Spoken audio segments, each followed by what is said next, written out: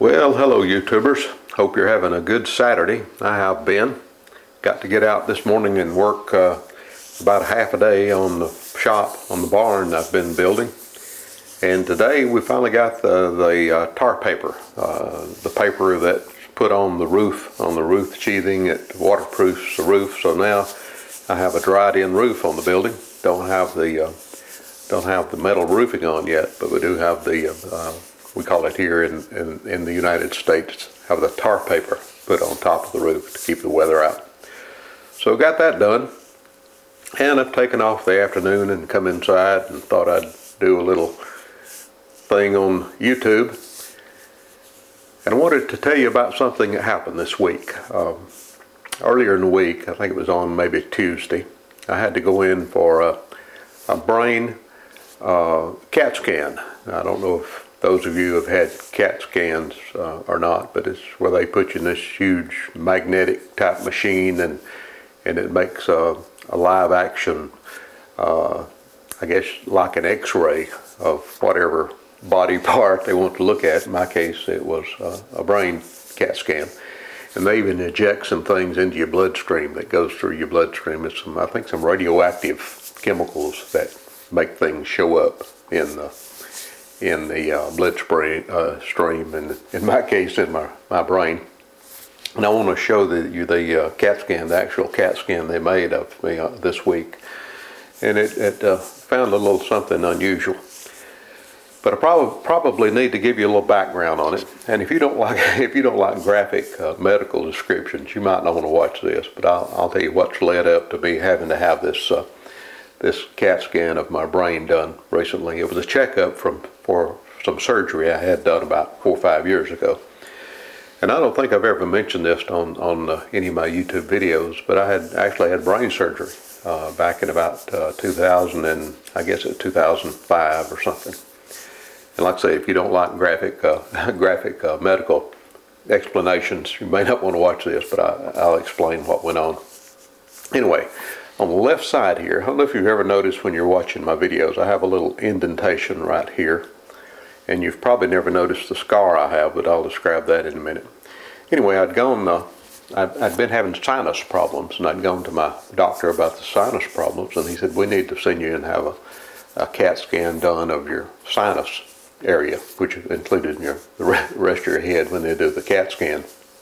So I went and done that, and I had that done, and the doctor noticed after he got it back, indeed I did have some sinus problems, but more of his concern was that he saw something in my head near my brain here on the left side, right in this area I'm touching here.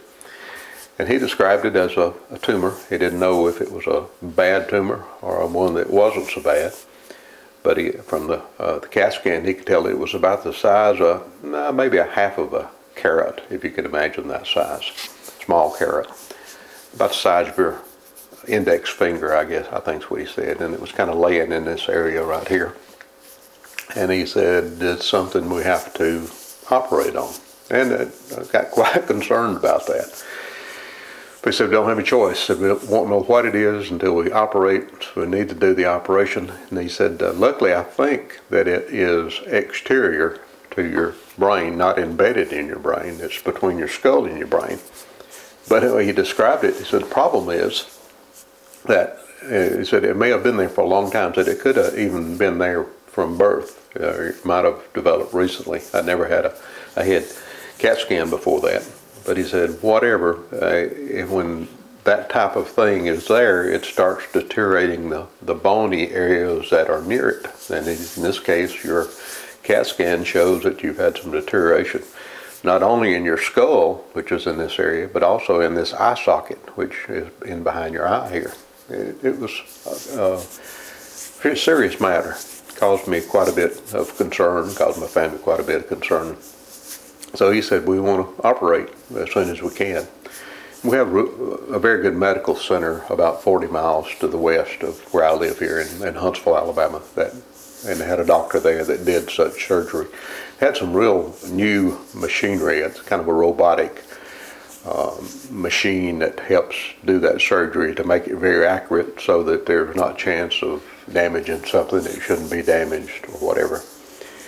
So I didn't have a choice, had to have it done. He said he would do it, set it up to be done.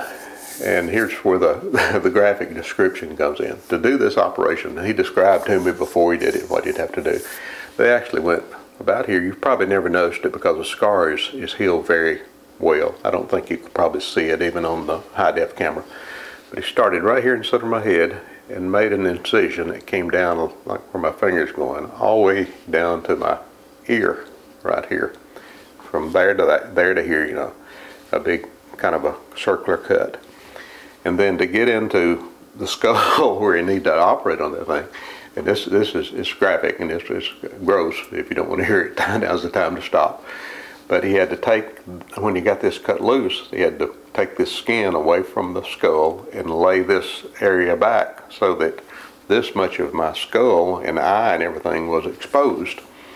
He had to do that to be able to work in this area where he wanted to work. Why they have to do such a, well, I know why he had to do such a big area is because my eye was involved also.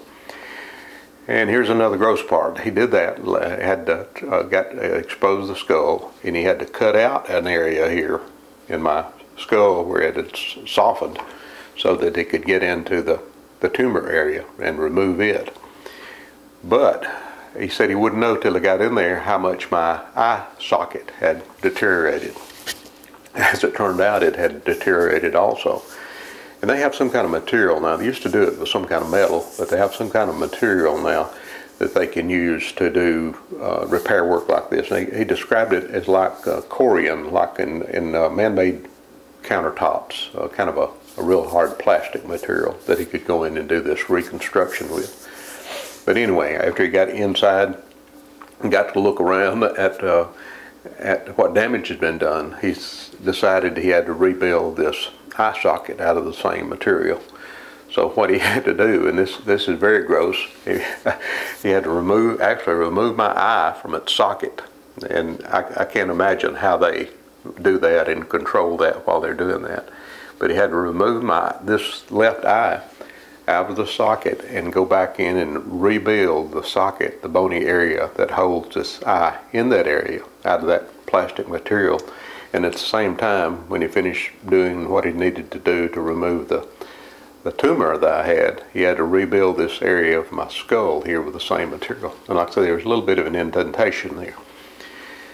Luckily, it was not a bad tumor. It was one that, when removed, there was nothing left, and there was nothing in any other part of my body, except when they got this out, that was the end of that. And they repaired the damage that had been done to my bony areas. And of course, there was some recovery time, and I looked awful there for several weeks, months. That's when I went to the short hair. I had, before that time, I had longer hair. I was losing most of it, but I had longer hair. But they had to, of course, remove hair from this part of my head, so I had regular hair over here and no hair here. So when I came back out of the hospital and got able to go to the barbershop, I got it like you see it now. I got it all taken off and all short. That's when I came up with the short hair. But anyway, luckily, it wasn't a bad tumor. They repaired the damage and sewed me back up, and I had staples from, you can imagine, from here to here. And of course, there was some swelling and all this kind of thing, and it wasn't a very pretty sight, but I healed quickly. Didn't have to stay in the hospital very long. I was in intensive care, I think, one night, and home the next day or two. Had to recover some at home. But the only results I had from that, which was a very serious operation, they didn't actually have to go into my brain since it was external to my brain and my skull. But luckily, all that I had left over from the scar and from this little low area, I've noticed that maybe this eye is a bit more wider open than this eye. Sometimes it looks like this one is a little bigger than this one, the way it's shaped with the new eye socket. But the strangest thing is that I had, from the day I had this operation done until now, I smell what they describe as phantom smells. I can get, it was like I was passing a flower garden. I can smell something that smells like flowers, or sometimes it's not even pleasant smells. When the smell is not even there, I have phantom smells. And it's sometimes it's pleasant and sometimes it's not so pleasant, but it's really a sensation. I suppose there was some area of my brain that was affected by that operation or by that being there that caused this. And to now, after even 4 or 5 years, I still have that sensation of smelling things that are not there and smelling things that it's smells that you never smell in real life that I'll have that sensation. So that's kind of strange.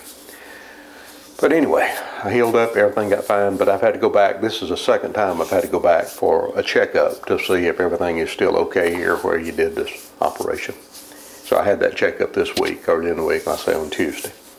But I'll put up on the screen here and show you what I found. It's something unusual, but I think you'll find it interesting. And I hope that didn't gross you out too bad and describe anything in the medical procedures. I did warn you, if you watched it, I did warn you before I went through all that. If you think the description of it is bad, you should have experienced it. That was bad, but survivable. That's my story, and I'll see you later.